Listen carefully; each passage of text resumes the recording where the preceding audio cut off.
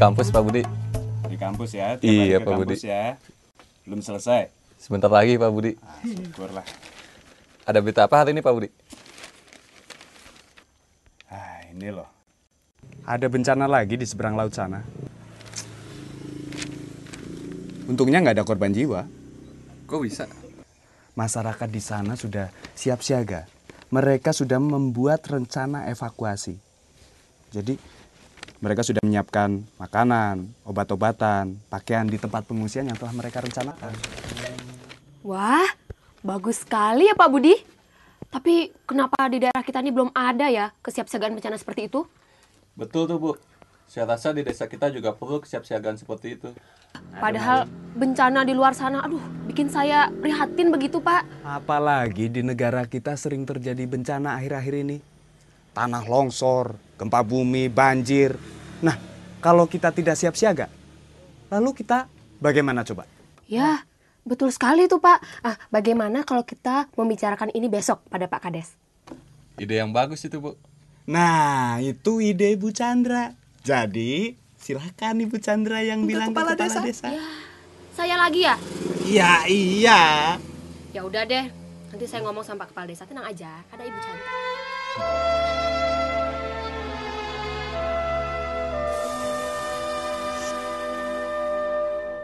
Kalau ada bencana, kita bisa mengungsi kemana Pak? Apa? Mengungsi? Ada-ada aja ibu ini. Di daerah kita ini tidak pernah terjadi bencana seperti itu. Apalagi suruh mengungsi. Waduh, berarti kan itu namanya Pak Kades sebagai kepala desa kita ini yang nggak bertanggung jawab dong. Bagaimana kalau terjadi bencana besok? Apa Bapak sudah tahu yang harus Bapak lakukan? Aduh ibu, jangan ngomong hal-hal seperti itu. Yang nantilah kita bicarakan. Sekarang ini saya sedang repot bu.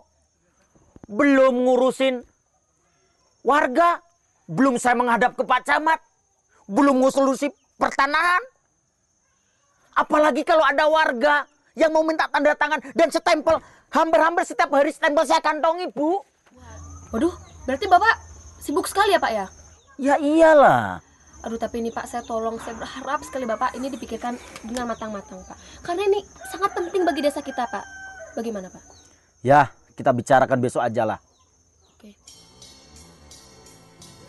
Apa itu Bu Chandra itu bikin repot saja itu. Bencana terus dipikirin sama dia. Apa itu? Bikin repot aja kampung ini tuh. Bencana itu kan datang tanpa diundang, kemudian datang tanpa pemberitahuan, datang dengan tiba-tiba gitu. Jadi detik-detik itu sangat berarti gitu ya.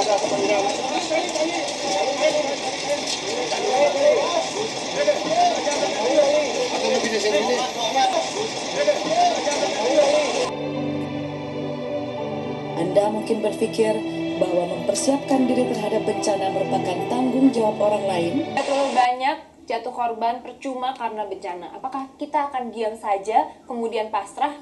Jangan dong. Bencana tidak perlu ditakuti, tapi harus dihadapi. Kita harus waspada, kita bekerja sama, bersama-sama. Kita akan menghadapi bencana dan tentunya korban yang jatuh akan jauh lebih kecil. Dan sudah saatnya kita siap siaga.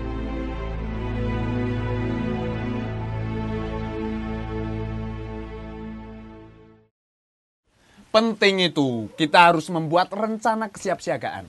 Jadi, paling tidak, seandainya sewaktu-waktu terjadi bencana, kita sudah siap.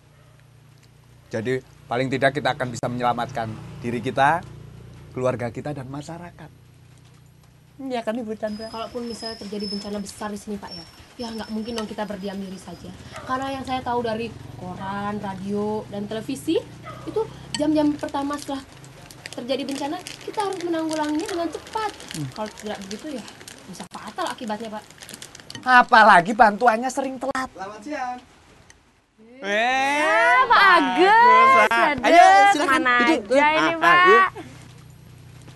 Pak Agus ini kan pegawai negeri. Oh, tentu saja. Gimana menurut Pak Agus? Bagaimana apa maksudnya? Ini loh Pak Agus, Iya. tentang rencana kesiapsiagaan. Oh itu, ya.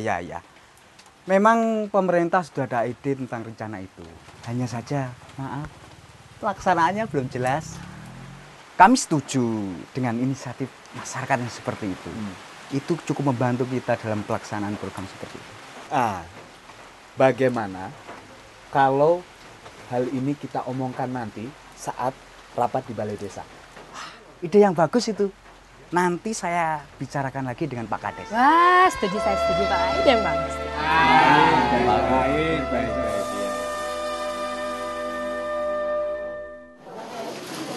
Iya, saya mengerti. Memang untuk membuat rencana kesiapsiagaan bencana itu sangat penting. Tapi permasalahannya adalah saya pribadi sangat sibuk. Lalu bagaimana dengan bapak-bapak dan ibu-ibu? Ya udah, kalau sudah terjadi bencana, itu namanya nasib. Ya kita mau bagaimana lagi? Pak, walaupun bencana itu sudah nasibnya akan datang, ya bukan berarti kita berdiam diri saja dan tidak melakukan apa-apa. Masa kita hanya mau pasrah sama nasib? Ya enggak dong, kita harus tetap berusaha. Dan satu lagi Pak, sudah menjadi tanggung jawab kita bersama untuk melindungi diri sendiri, keluarga, dan juga masyarakat. Tapi di daerah ini kan aman. Seumur-umur belum ada tuh yang namanya bencana. Wah, tidak benar itu. Dulu waktu saya kecil, pernah terjadi tanah longsor. Lebih-lebih sekarang, sudah banyak pohon-pohon yang ditebang. Dan akhir-akhir ini kita sering merasakan gempa kecil-kecilan, saudara-saudara. Bukan berarti itu tidak berbahaya. Mungkin suatu saat akan ada gempa yang lebih besar. Nah, makanya saudara-saudara, kita harus melakukan sesuatu. Begitu Pak Kades? Iya, betul itu. Kita harus berbuat sesuatu. Tapi sekarang apa yang saya bisa perbuat? Sebab saya tidak mengerti tentang hal-hal seperti ini. Oh, ya Pak Agus. Permisi. Maaf saya terlambat. Maaf Bapak-bapak, Ibu-ibu. Maaf Bapak-bapak, Ibu-ibu. Maaf. Silakan. Kebetulan saya membawa buku yang sangat tepat untuk kita membuat rencana kesiapsiagaan, Pak. Ini Pak bukunya. Oh iya. Wah, kayaknya buku ini pas sekali, bagus. Ya, buku ini menjelaskan tentang cara-cara penanggulangan sebelum bencana, Ya. saat bencana, Ya. dan setelah bencana, Pak. Oh. Sepertinya buku ini sangat tepat sekali. Terima Tapi kasih. maaf Pak Agus, Ya. karena waktu sudah malam, maka buku ini saya pinjam dulu. Oh, tidak apa-apa. Dan mungkin didiskusikan pada hari Minggu. Setuju Pak Kades. Kebetulan saya juga sudah sangat capek. Saya juga capek sekali. Iya, sama-sama, Pak. Mungkin perlu ada pijet-pijet ini. Ya boleh Pak. Bagaimana? Pijet bersama. Ya tidak.